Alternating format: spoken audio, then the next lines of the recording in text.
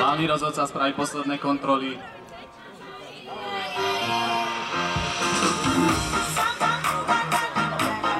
Takže základňa otvorená, stroj naštartovaný, pečka takisto pripravená. Ešte si počkáme na fotku na štarte.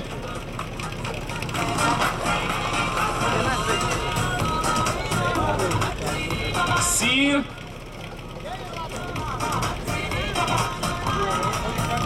Takže Turčianske Teplice ženy pripravené na štarte.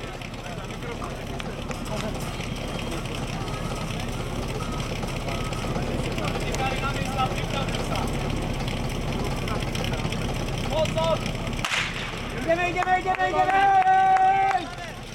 Poďte, dievčatá! Nakryl to! Pridaj! Tak aby nádherné a dokončíme poriadne. Poďme, nevadí!